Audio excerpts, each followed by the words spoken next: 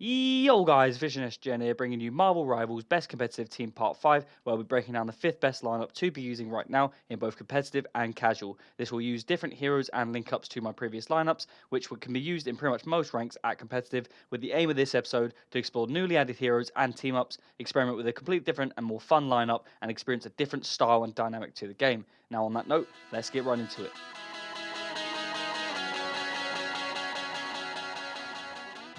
Now, as usual in this series, I'll explain how to use each of the 6 heroes in this video based on their roles, whilst also identifying what adjustments you'll want to consider, explaining when you would make them and why. Now, as for the roster itself, I won't be going over a guide as such on all of their abilities, as I've made separate hero guides for pretty much all of these characters on my channel, and for the most part, I'm assuming that anyone watching this video and learning about the best comp lineups to be using right now following the latest Season 1.5 update, is already pretty much fully aware of all of the heroes in this game and their abilities. Now, just before I break down this lineup even further, I wanted to just note that this episode is slightly different to the previous 4 episodes. As I've pretty much mentioned in the last episode, going forward I'm going to do a bit of a mixture of best competitive lineups, but also the best normal lineups or just different lineups to be using right now, as I'm pretty much going to be implementing and trying out different and more unique lineups for the future episodes, as well as best competitive teams, of course, which you can try out for yourself, and hopefully you'll have as much fun as I've had trying out all these new heroes, and especially within these specific lineups. And as for the more unique lineups, what I mean by that is just a 3 tank setup or a 3 aerial player setup and so on.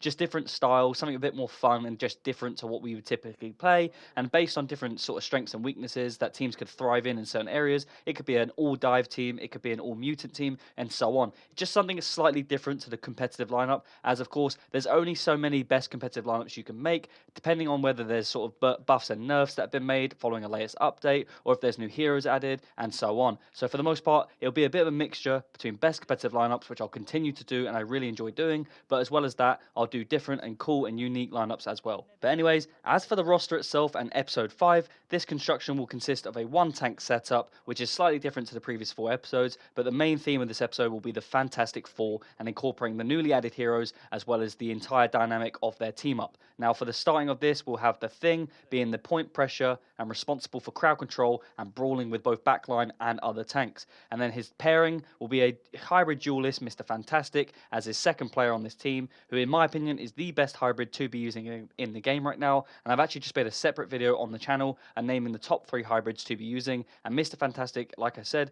is the best in my opinion. He is great at brawling, great sustain, and as well as great range at dealing with backline players, close players, as well as aerial players. He'll be the second tank in this setup and responsible for all of the area of effect damage to be applied.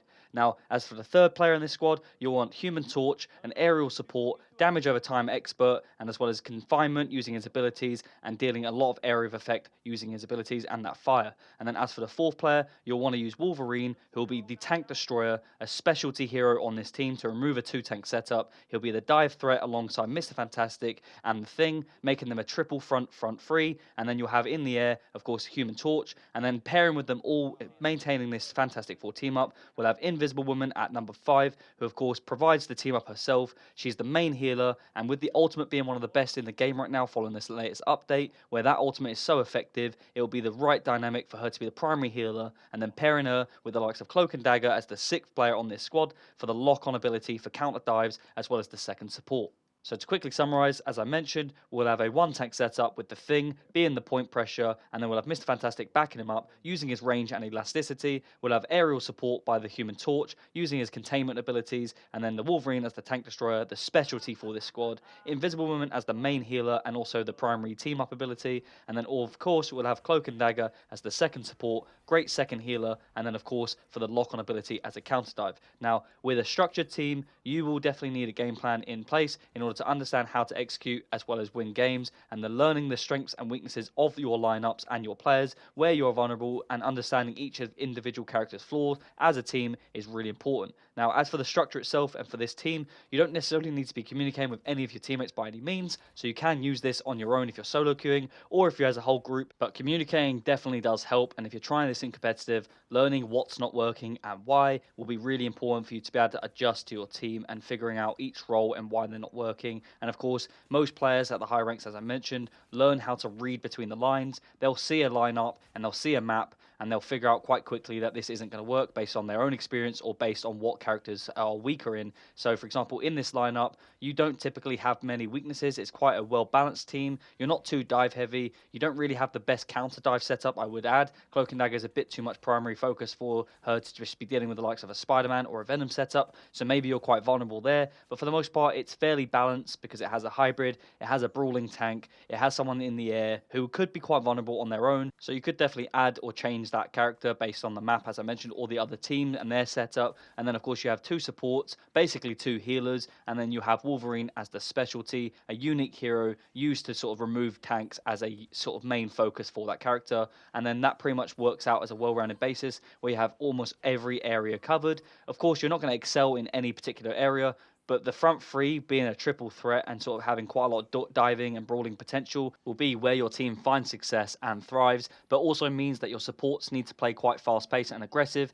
in order to not create a pacing issue and a separation issue where you're also vulnerable to dives as well. So, of course, just understanding that and learning how to play as a unit is what I mean by understanding the structure and where you're vulnerable. Now, as for the bans, which are also very important to understand in the competitive and the high diamond ranks and above, you want to definitely consider banning the likes of certain characters who will expose your lineup and cause you problems. For me, Venom and Spider-Man really would cause this lineup a bit of an issue, so I would definitely consider banning them, as well as maybe Black Panther or Magic. Depends on, obviously, of course, which map it is and who your teammates are also trying to play as their backup heroes. But then you also want to consider banning the likes of Luna, seeing as no one is playing as Luna, and removing her also takes out the effectiveness of Namor, who is pretty much the best counter dive player in the game right now, and would definitely sort of disrupt your team's diving and brawling potential when you're playing aggressive with the triple threat front three. So definitely maybe consider banning Luna. As I mentioned, seeing as you're not going to have her as a healer on the team and as a support, maybe probably easier to just remove her rather than just Luna.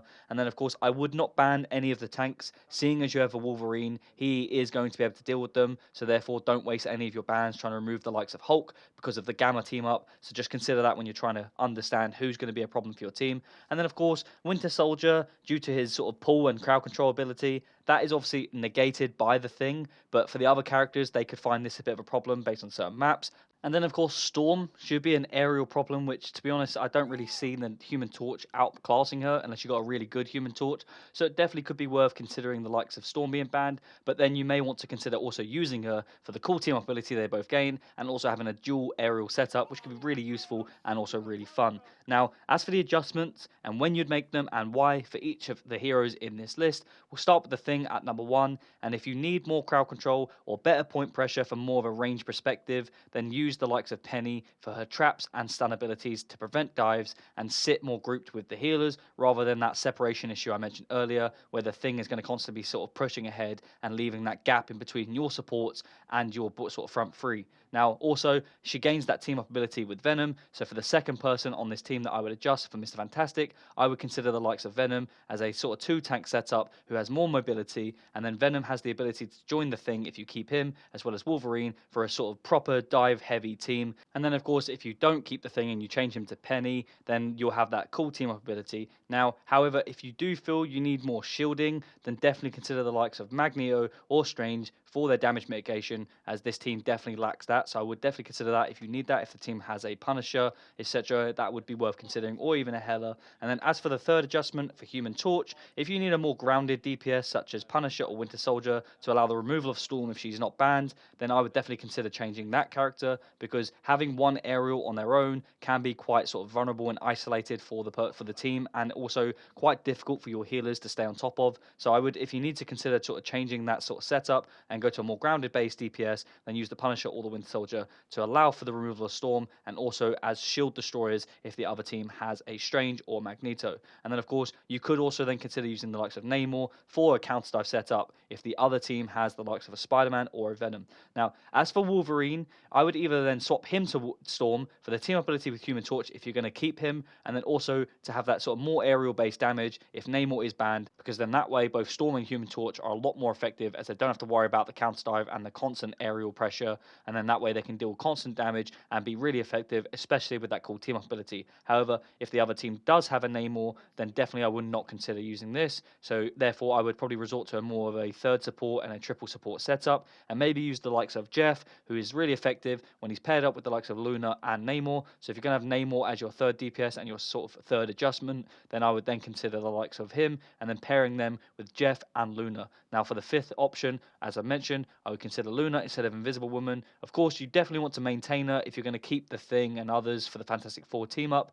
But if you do need to change for the team up purpose, then consider Luna, and also helps with the counter dives with her freeze ability. And then of course, as for the sixth hero, Cloak and Dagger, if the lock on ability for dives and the second support option isn't that effective, then I would consider changing this to Loki for the second healing ability, the ult mirror effect, and also if you don't need two main heals and want more range, then he is really effective for this. Now, I've just gone over a lot of options there, but as to summarize for all of the team up abilities for the named heroes in this list I've just gone over, here is a quick summary. So the first team up ability you'll gain is of course the Fantastic Four, seeing as this is the theme of the video. And the second one you'll gain is the Wolverine and the Thing team up, which is not that effective by any means, but it's just fun to have and it's cool to have in your back pocket if you are a Wolverine player. And then as for the third team up, if you make adjustments, you'll get the Penny and Venom team up. For the fourth, you'll get the Storm and Human Torch team up, which is also really fun. And then for the fifth, you'll get the Namor, Luna, and Jeff team up. Now, of course, if you're one of those casual players who doesn't really play competitive and you're chasing the Lord status for all of the heroes, then I would definitely consider trying these lineups out if you're trying to use one of these heroes. So if you're trying to use the Human Torch and you see that your other teammates have the likes of the Thing and Invisible Woman, you're going to thrive by using him in this setup. Now, that doesn't necessarily mean it works for every single map and also every single game, because it also depends on who the other team has and, of course, how they sort of play and adjust to you. But for the most part, in a casual environment, this is where you're going to thrive the most, in my opinion, using some of these heroes. But regardless of whether it's in casual or competitive, I promise you, this team does and can work in competitive. You just need to understand, as I mentioned in all of the episodes, what your team lacks and where you're strongest, so that you can thrive and lean on that to sort of win you games. Now, if you enjoyed the video, please don't forget to like, comment, and subscribe, and let me know if you have any alterations that you'd make to this lineup, and let me know why. If you have any cool clips with any of these heroes, let us know down below in the comments. I'm Visionist Gen, and I'll see you in the next one.